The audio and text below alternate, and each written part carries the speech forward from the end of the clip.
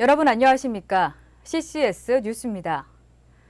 충주시가 클린 에너지파크 수탁 사업자 모집을 위해 지난달 17일 모집 공고를 냈다가 참여폭을 넓힌다는 이유로 최근 재공고문을 냈습니다. 하지만 입찰 설명회에 참여했던 일부 업체들은 특정 업체를 밀어주기 위해 시가 재공고를 낸 것 아니냐는 의혹의 시선을 보내고 있습니다. 자세한 내용 유경모 기자가 보도합니다. 충주시 대소읍면의 충주시 클린 에너지파크. 시는 클린 에너지파크 수탁 사업자 운영 기간이 오는 10월 말 만료됨에 따라 지난 7월 입찰 공고를 냈습니다. 새로운 사업자는 소각시설과 부대시설, 재활용 선별시설과 주믹 편익시설, 위생 매립시설 등을 맡게 됩니다. 그런데 시는 어찌된 영문인지 7월 24일 설명회를 마친 뒤 지난 12일 수탁 사업자 입찰 공고를 다시 냈습니다. 시는 당초 입찰 자격 요건으로 동일 분야의 폐기물 처리시설, 즉 소각시설, 1일 100톤 처리시설을 1년 이상 운영한 경력자로 제한했습니다.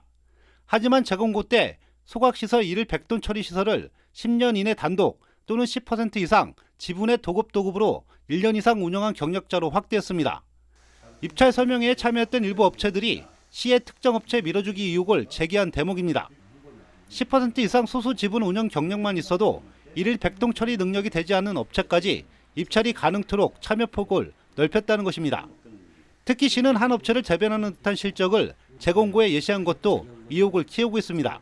일단은 최초에 우리 공고 나왔을 때, 최초 공고문 나왔을 때 하고 지금 재공고문하고 이제 참가 자격에서 좀 변화가 있는데, 참여 업체를 확대해서 참여할 수 있다고 한다고는 하지만 일단은 특정 업체한테 특혜를 주는 그런 상황인 것 같습니다. 시는 또 입찰 재공고를 내면서 조례를 위반했다는 위혹까지 받고 있습니다. 충주시 클린 에너지파크 운영관리 조례는 동일 분야 시설로 충주 클린 에너지파크 소각시설 설치 규모 1일 100톤 이상 폐기물 처리 시설을 1년 이상 운영한 경력이 있는 자로 명시했습니다. 그러나 시는 이 같은 조례를 무시하면서 재공고를 냈던 것입니다. 일반적인 시설이 아니고 고도의 기술을 요하는 그런 시설인데 자격이 검증이 안 된 업체가 운영을 한다거나 했을 때는 나중에 큰 문제점이 발생될 수도 있고, 시에서는 그거를 입찰 볼 때 좀 권론해서 해야 되는데, 이제 권론해서 입찰을 봐야 되는데 그런 부분들이 좀 미흡한 것 같습니다.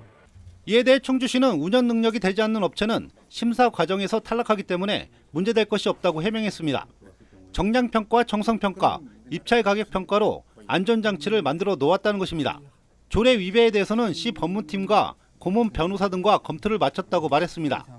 법무계하고 계약부서하고 우리 TF팀이 상의해서 10% 정도는 저희들 현재도 우리 운영하는 데 있어서 10% 참여 지분을 가진 업체가 시설 운영을 많이 하고 있으니까 최소 10% 이상은 돼야 되겠다 해서 10%를 기준으로 준 겁니다.